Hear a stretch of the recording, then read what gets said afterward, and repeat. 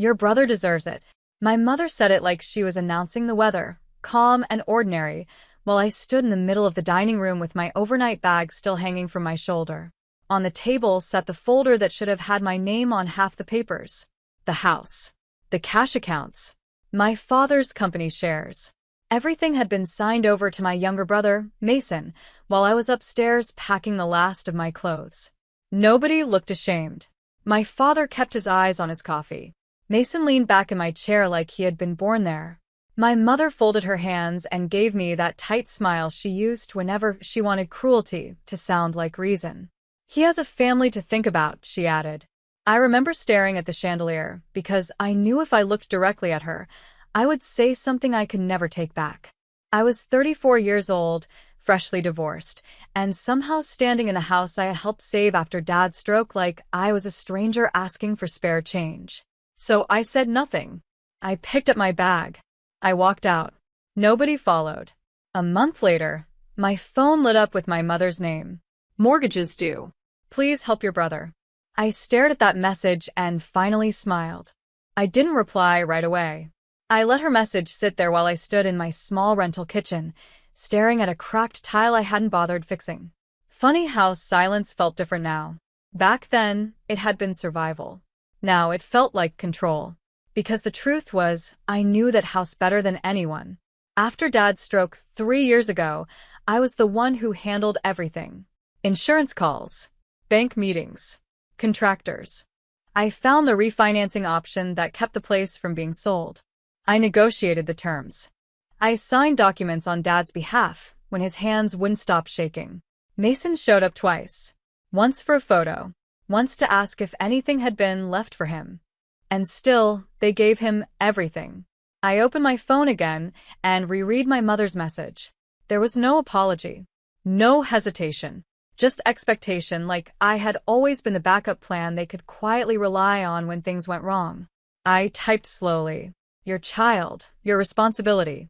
Then I hit send and set the phone down. It rang within seconds. I didn't pick up. It rang again, and again. By the 7th call, I finally answered, already knowing the tone I would hear. But it wasn't my mother. It was Mason. And he sounded scared. Mia? I need to talk to you. Hearing my name in Mason's voice felt strange, like he had just remembered I existed. There was no confidence in him now. No smug tone. Just something tight, almost breathless. I leaned against the counter, calm. You got everything you wanted. What's left to talk about? Silence stretched for a second. I could hear movement behind him, maybe pacing. It's not that simple, he said. The mortgage, it's higher than I thought. Of course it was. I closed my eyes briefly, remembering the paperwork I had handled, the clauses I had flagged, the numbers I had warned my parents about. Numbers they dismissed because they trusted Mason's future plans more than my actual work. How much? I asked. He hesitated. We're behind already. A quiet exhale left me before I could stop it. Not shock. Just confirmation. And the company? I asked. Another pause. Longer this time.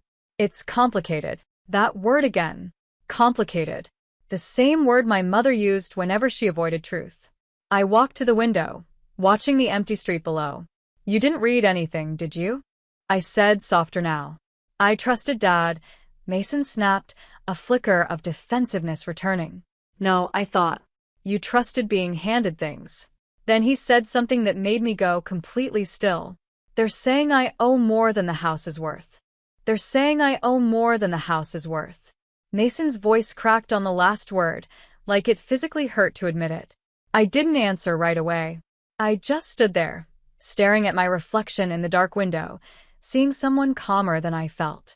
Did you open the red folder? I asked. What red folder? Of course.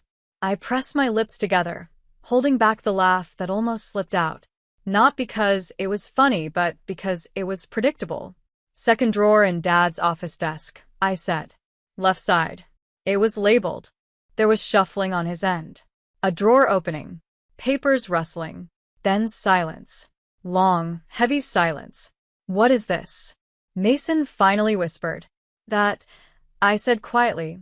is the loan restructure I negotiated after Dad's stroke. He didn't speak, so I continued. The house wasn't saved. It was leveraged. The company wasn't thriving. It was bleeding. I kept both alive by tying them together under one condition. My heartbeat stayed steady, even as my grip tightened on the phone. They had to be managed carefully. Every payment, every deadline. Mason's breathing turned uneven. Why didn't anyone tell me? I almost smiled. Because they never listened to me. They thought you'd figure it out, I said. Then I added, softer, sharper. But here's the part they didn't understand. I paused. I built an exit. I built an exit. The words hung there, quiet and final. Mason didn't interrupt this time. I could hear him breathing, slower now, like he understood this wasn't something he could argue with. What kind of exit? He asked. I moved back to the counter, picking up my glass of water, not drinking it, just holding it. The kind that protects the person doing the work, I said. Not the ones taking credit for it. There was a tremor in his voice now. Mia, and what does that mean for me? For you. Not for us. Not for the family. Just him. It means the structure I set up had a failsafe, I replied. If payments weren't maintained, ownership didn't just collapse. It shifted. Shifted where? He asked quickly. I let a small silence stretch. To the only person listed as operational guarantor. Another pause. Then, quieter. Who is that? I finally took a sip of water. Steady, controlled. Mason, I said, almost gently, you never asked a single question before signing anything. I trusted Mom and Dad, he said, defensive again but weaker. I nodded to myself. And they trusted you to carry something they never understood. His voice dropped. So, who owns it now? I didn't rush the answer. Because this was the moment everything changed. I do. I do. The silence that followed felt heavier than anything he had said before. No anger this time.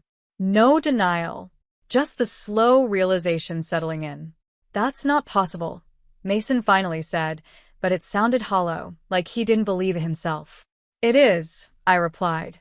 You signed the transfer clause when you took over. It was buried in the restructure agreement. Missed 2 consecutive payments and operational control defaults to the guarantor.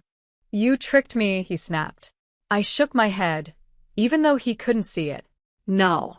I protected myself. There's a difference. I could hear something drop on his end. Papers, maybe the folder slipping from his hands. What happens now? He asked, quieter. I walked to my small table and sat down, steady, grounded. Now the house, the company, and the debt all move under my control, I said. Which means I decide what stays and what doesn't. His breathing picked up again. And Mom and Dad? He asked.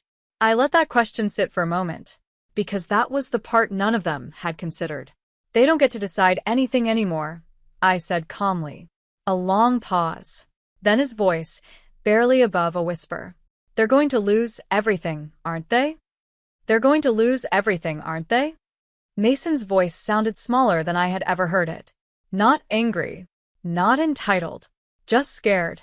For the first time, he wasn't speaking like the son who had been handed everything. He sounded like someone realizing nothing had ever truly been his. I didn't answer immediately.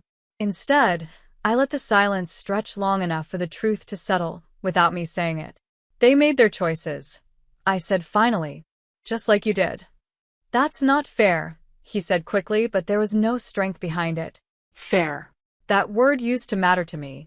I used to fight for it, explain it, beg for it in quiet conversations that ended with me apologizing for things I didn't do. Not anymore. You didn't ask questions, I continued, calm and steady. You didn't read anything. You just took what they gave you, because it felt easier. And you just walked away? He asked. No, I said softly. I stopped protecting people who never protected me. He didn't respond. For a moment, I almost felt something close to sympathy. Almost. Then my phone buzzed again. This time, it wasn't Mason. It was my mother. And the message she sent made my chest tighten. I opened my mother's message and read it twice. We're at the house. There are people here. They're saying we have 30 days. What did you do? For a second, I just stared at the screen. Not shocked. Not confused. Just still. Like everything had finally aligned into something clean and undeniable. I stood by the window, watching the quiet street below, remembering the night I walked out with a single bag while they stayed inside, comfortable in what they believed was theirs. Now strangers stood in that same house, reading them the truth. I typed slowly. I didn't do anything. I just stopped fixing it for you. The typing bubble appeared instantly. Please come. We need to talk. I looked at that word need and felt nothing. Not anger. Not satisfaction. Just distance. For years, I carried everything quietly. Their problems. Their expectations. Their silence when I needed them most. Now they were standing inside the consequences of their own decisions. And I was finally standing outside of it. I set my phone down without replying again. Some endings don't need a conversation. Some people don't need closure. They just need to live with what they chose.